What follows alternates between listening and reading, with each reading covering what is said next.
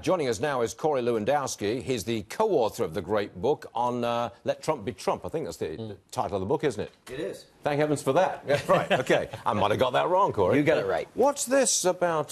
This is just breaking. A White House aide says may delay the signing until next year. What's that all about? Look, here's what I think is going to happen today. The president's going to have a number of members of Congress and the U.S. Senate at the White House at 3 o'clock today. They're going to take a victory lap for what they finally accomplished. They've got to still enroll the bill, make sure all the legalese work is done, and then what they will do. Look, it's going to be retroactive, we know, to January 1st. So whether he signs it on January 2nd or 3rd, people will see the results in their early tax, in their paychecks. Bit of a disappointment, though. I mean, because look, I'm a supporter of this tax deal. It's going to hurt me financially, but I support it because I think we're going to get prosperity out of this.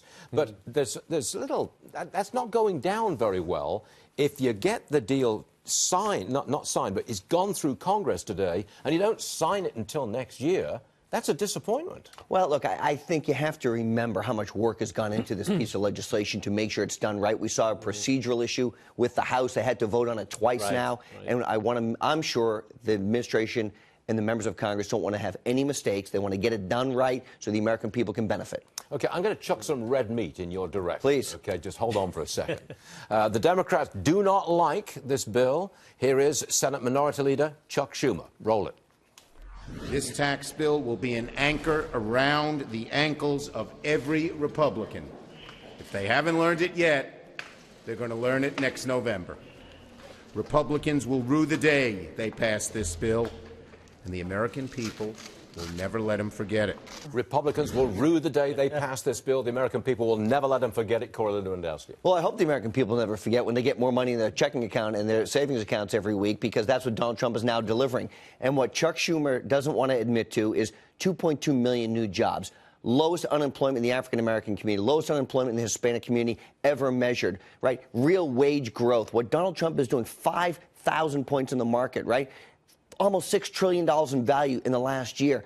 What Donald Trump is doing is fulfilling the campaign promises, and what the Democrats have done is they want to harken back to the days of Barack Obama, 1.2, 1.3, 1.4% GDP. We're at 3.3, 3.4. Maybe we get to 4 this quarter, right? That is real economic opportunity that creates jobs. Plus, you've got a small business tax cut coming now from a big tax rate, 35 to 21. That's going to create jobs. It's going to create value. Schumer doesn't want to help the small businesses. OK, the last thing you want, the Republican Party or the president wants, is surely a government shutdown over Christmas.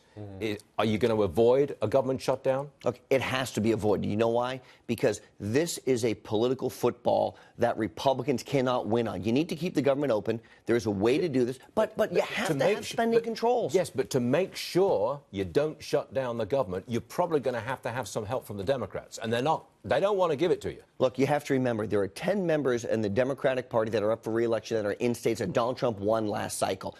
You know, Manchin, Montana, Missouri.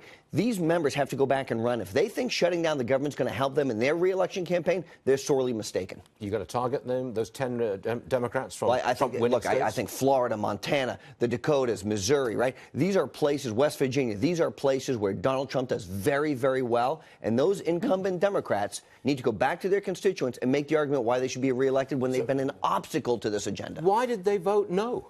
I mean, why did they do that? Because they have put partisan politics in front of the American people. And what we saw in this election, Stuart, as you know, is people want an outsider, they want someone who's going to bring change.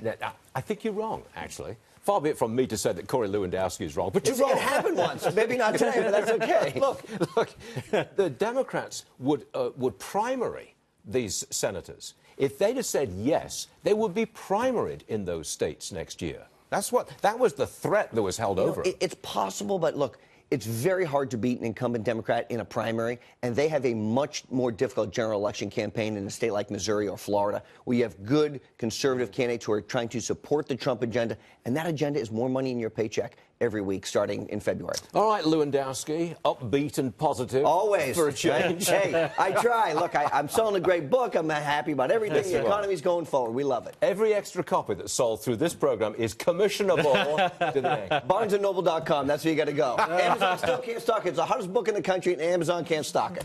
Corey Lewandowski, Let Trump Be Trump. I got it in again. Thank you, Corey. Thank you. See you again soon. Check